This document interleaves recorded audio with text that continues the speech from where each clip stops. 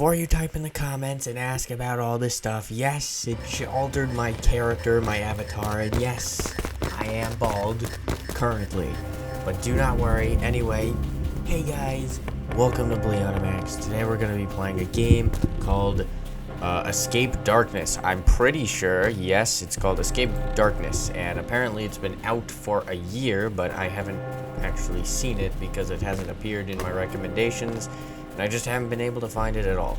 It was recently just updated a few days ago, which is why it showed up. It doesn't have many players, but this is a really good remake of Dead by Daylight. If you've ever played Dead by Daylight, I have played it with my friend Kyle a few times, but yeah, just seeing this, Survive the Killer's great and all, and you know, I love the creators and stuff and how they made the game, but it's nothing like this.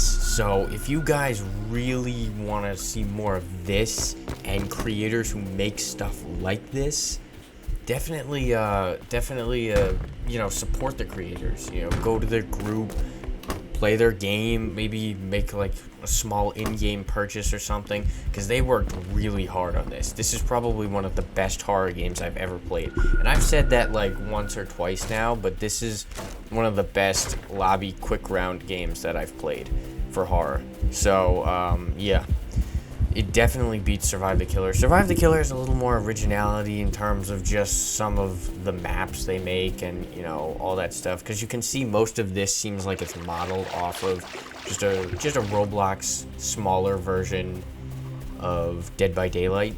But the fact that they were able to recreate this and almost make it exactly identical, minus the fact, oh yeah, forgot to say they actually have their own. Okay, so it's sort of like, you know, I said it's like Dead by Daylight, but what they have is they have perks for survivors, but they also have their own original creatures and killers. So that's another thing. They did do original killers and survivors. So if you go look at that, I actually got one of the best, most fun killers in the entire game. The Scarecrow, you'll see it later, more towards the end of the video, where I play as the hunter, but oh my god, it's so fun. It's so fun. His perk ability is that he can teleport around the map and possess decoy scarecrows and like jump out at people and grab them. It's so fun. So if you look at that, it's just like they do have some original stuff, but you know, definitely check this out. And I'm gonna leave the rest of the playthrough to you guys. I'm just gonna be talking through some of it, but yeah, this is the edited version of me right now speaking. So as you can see, pretty similar but a bit different. So definitely support these guys because they made a really good game and a really good remake of a really good game. So and they didn't get that, they don't have that much support yet, and if you guys give them more support, they'll be able to expand upon this and make it more original and add so much more to this game. So please go support them and check it out, because I definitely want to be playing more of this.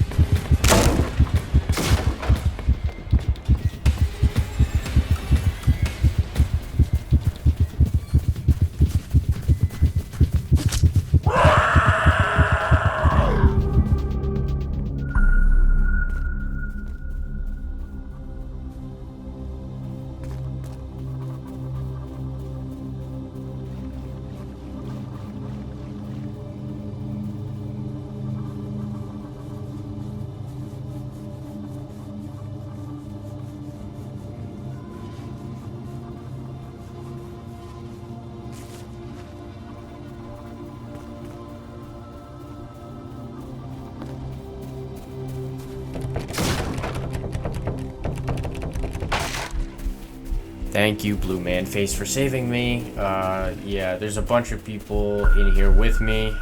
Forgot it was a group challenge for a second. Alright, so Yeah, you definitely want to heal in bushes and crouch down in hidden areas if you're going to heal, because it takes a while, especially if you're both teammates damaged. Gasoline, the gas tank filling is probably the most annoying challenge out of all of them. So, I think each gas tank has about 50% gas in it, so when you're able to do that, what you can do is you can fill half a tank with the amount of gas that you have in one can. So I would definitely leave it for one can. Or I would definitely use one can on one tank and not use it on multiple, because you basically only want to go for two main things. You only need two objectives per quest, per round. So what you need to do is, there'll be 3 things you need to do. They're the same each round, they're just in a different order. One of them is filling 2 tanks with gasoline. The other is starting up 2 generators, and another one is finding cables and wires to power and charge, I don't know what to call them. Sorry, brain fart right now.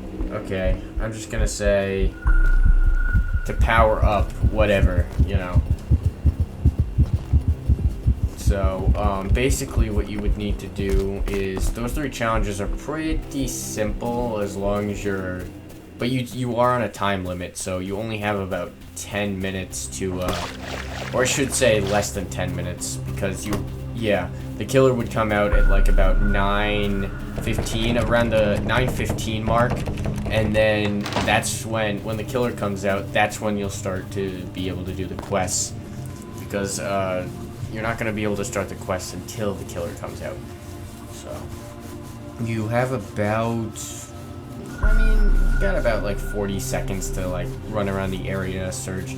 Each map is pretty similar. There are only 3 maps. So I should, and the Scarecrow models, if the Scarecrow killer is the one you're facing, or you are, each map will also contain Scarecrows, just sitting in different areas of the map. There'll be like multiple of them, maybe like 10 or so. As the Scarecrow, I will say, if you are teleporting every few seconds to each Scarecrow, every time you exit and as a possessed Scarecrow, you lose that position on the part of the map.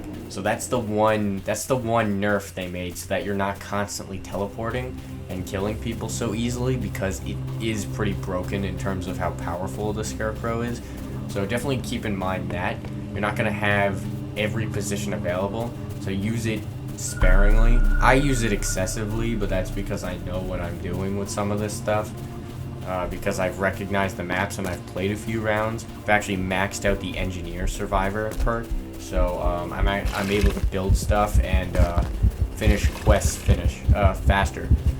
So the heart just indicates, the thumping just indicates how close the killer is. You can vault over walls and stuff like that, but in very select areas. You can't go over specific walls over a certain period of time, so I would stick to the wooden ones, which can be broken, but they can also be fixed. So I would definitely use the Engineer. The Engineer is probably the strongest survivor skill, aside from the Athlete, in my opinion. The Athlete, the Engineer are the 2 strongest survivor abilities in the game. So I would definitely use those. I would use Engineer first, because Athlete, that's sort of, you need gems for that, and I'm going to leave codes down below so that you guys, at the end of the video, you can use those. Those will get you about 1,000 shards, and you only need like 1,250. So as long as you play a few rounds and use the codes, you should be able to obtain one of the characters, whether it be a new survivor perk, or a survivor career, I should say, because perks come with the character careers. Or you can get one of the killers.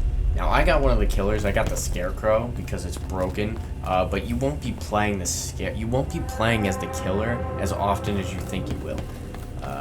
Most of the times, I only played as a killer about 3 or 4 times. And based off of who you're playing as, whether it be a survivor or killer, you actually earn these things called rolls. And when you go into your inventory, after beating a round, or even dying in a round, you still get rolls. And what you can do is you can spin for perks, you can upgrade perks, or you can get new ones. And as you level up, you can use more and obtain and put more into your inventory to help you, you know, fight off the killer.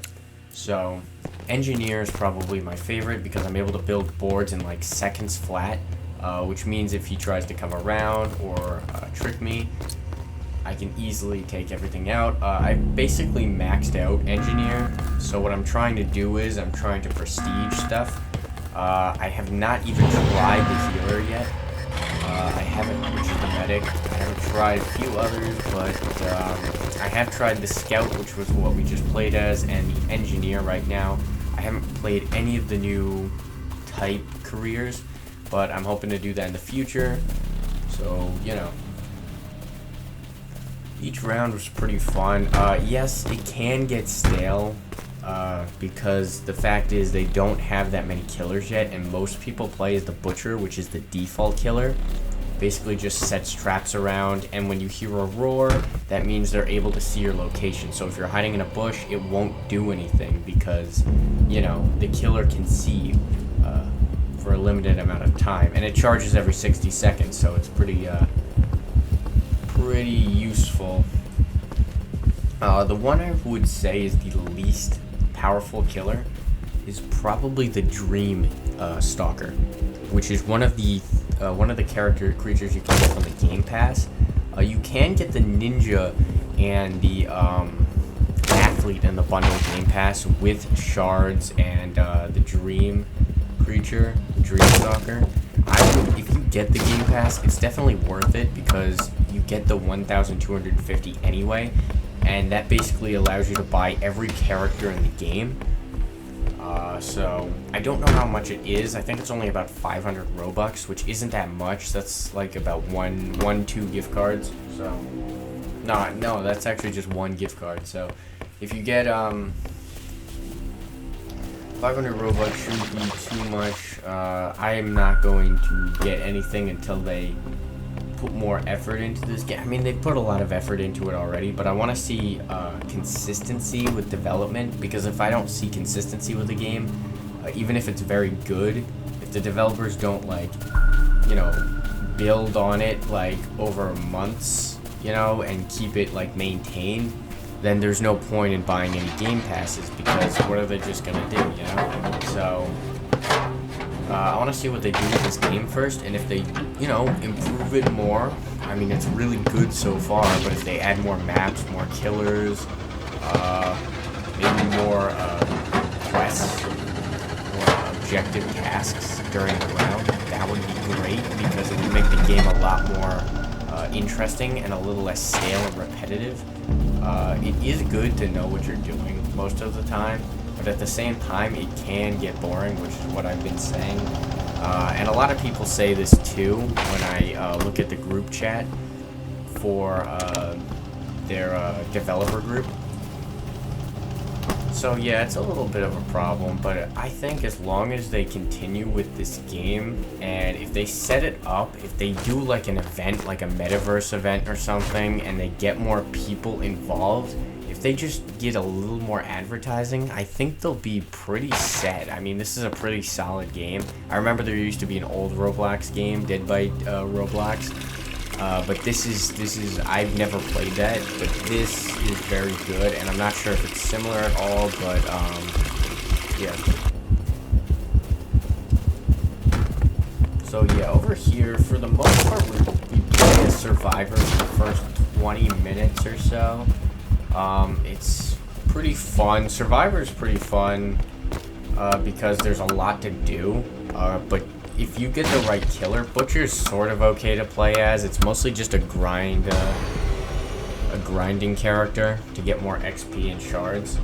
But if you play as Scarecrow, I keep saying this, but if you watch till the end, you're gonna. It's so fun. I just scare the everything out of people. I just scare the Roblox out of people. Like, I'll just come out of nowhere. I'll come right behind them. They'll like be doing a generator in front of me, and I'll be using the third-person view on the Scarecrows because you can see where you're gonna drop before, and you can switch positions before you possess the Scarecrow. Come off the wooden stake and like attack. And it's so fun because I just come behind people and the chat's hilarious. They're just like screaming, "Ah, my heart! Jeez, what's going on here?" So it's pretty funny, and it's a very interesting one. Scarecrow definitely keeps it lively. So I already explained Scarecrow's power. I should probably explain the others just in case. Dreamstalker basically can determine where you are on the map, sort of like the Butcher, but more extreme. And its other power is that it can make it look like if you're being chased by the Dreamstalker, it can use a power, which is a part of its perk, that makes it so that it looks like mimics of it are running at you from all sides, but like different sides, and they'll come out every few seconds, and it'll last a good like 20 seconds. It'll sort of be like you're hallucinating, and so it can be a little disorienting a little bit, but if you're used to it, it's really not great as a perk because you can avoid it pretty easily, but for new players it's definitely disorienting. I remember my first time, so but yeah, so that's why I don't think it's really that great, because unlike Scarecrow is versatile and it can be used consistently on a surprise basis because you never know where the Scarecrow is gonna be, while the Dream Stalker is pretty common to know, and its perks can be avoidable over time. So I honestly think the Scarecrow is a better investment. I haven't tested the Athlete or the Ninja, but I have seen them both in action before, and I personally think the Athlete is better, just by stats, because if you're good at playing like defensive and stuff, and you just practice a little bit or play a few rounds, you really don't need half the perks that the Ninja has, so it doesn't matter, which is why the Athlete's probably a better career to purchase. But overall, I would think more of an investment into the killers, I guess. You don't really need to get anything in this game to be, good. So thankfully it's not pay to win, because I have done significantly well without anything. I remember all I had to start was the Engineer, and I was prestiging it like multiple times, because every time you level up, you get a roll. And I had leveled up like 16 times and I had never used a roll. And I'm like, alright, let me use the rolls. So what I did was I rolled for perks, and I was able to prestige or max level, I should say. Prestige is after. I have to get to level 20 in order to prestige more of my perks. But like as the Engineer, like here, so getting like perks and stuff. So yeah, Killer also, you can get you can upgrade perks for Killers. Definitely do that. Each role is for, each character has their own set roles, so don't think you're wasting roles on one character and you need to save for another. No, each character, you have to play a round or two. Even if you die and lose, you still get rolls, which you get less rolls, of course, but there's still enough for you to go for perks. So yeah, that basically explains the game. So I think I'm pretty much done explaining everything. So I'm just gonna let the rest of the playthrough be this, and definitely have fun and enjoy the Scarecrow stuff, because that was fun. I had a blast playing that. I actually won that round unplanned. So thank you guys for watching. Make sure to subscribe and watch till the end if you're really interested in seeing what happens here, because definitely a very interesting round after this.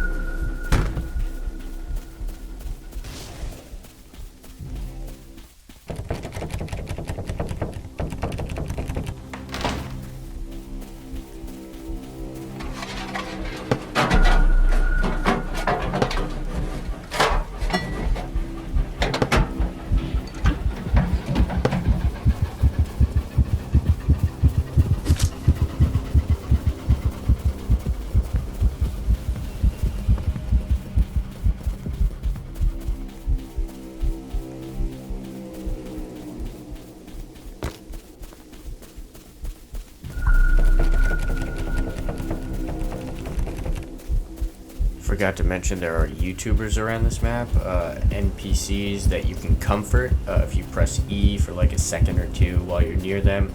Russo Plays, Sabrina Bright, DJ, Dieter Plays, a bunch of these YouTubers. You can basically get badges for comforting them, and you can also get a little bit of XP, so just make sure they're mostly around the edge of the map, near water, docks, or inside like broken buildings, so they should really be on the edges of maps, so you really shouldn't have a problem. And this killer has some kind of vendetta against me. I don't know why.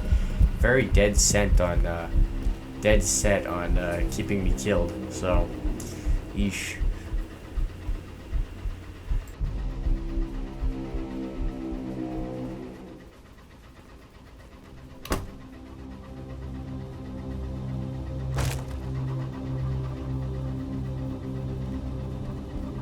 Well, I'm pretty much dead and no one's coming to save me, so I guess we'll be going on to the next round. The next round I'll be playing as the Scarecrow, and that's going to be a heck of a lot more exciting than this. So, be getting into that. That's going to be pretty fun, so that was probably the most enjoyable horror game moment I've ever had. That entire round was just super fun. So we all died here because the killer got us all. We were all trapped in nice cozy little boxes. Or sheds, I should say. And yeah, so not too fun that round. We didn't really get much done. There's no one really here, so we're gonna be starting this round with a whole new group, and we actually have two killers. We have the Butcher, which everyone has, and then we have the Scarecrow, which we got with all the gems that we got. Look at that guy. Terrifying. Sort of. Not really, but, you know, once you see what he can do, Dark Shift and Ambush. Ambush is the move I was talking about earlier, and Dark Shift makes it so that when I kill someone or down someone, I'm actually able to highlight and see for a limited time the next closest person to them. So it's actually really good. Better than the Butcher. The Butcher can place traps almost like Piggy, but this guy cannot place traps, but trust me, the Scarecrow doesn't need traps. Bleona Max Scarecrow does not need any traps to beat this. So this is gonna be a lot of fun. So we gotta wait till 9:50. Yep, here we go. So just a little heads up. If you're the Butcher, what I would do is break these boards and then leave a trap on the boards, because when people try to fix them, they'll be trapped. So here's the power. When I use control on my computer, it'll allow me to possess these different Scarecrow things, and it shows me the different areas in which I can drop. So like right here, I can just take these guys out. Problem is you get slower with each hit, which is a problem. So you gotta you have like a cooldown and how much time you can run again.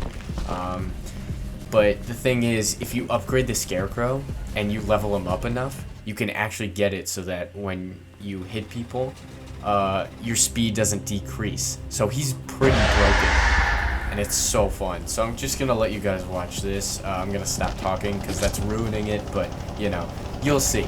Trust me, this is fun.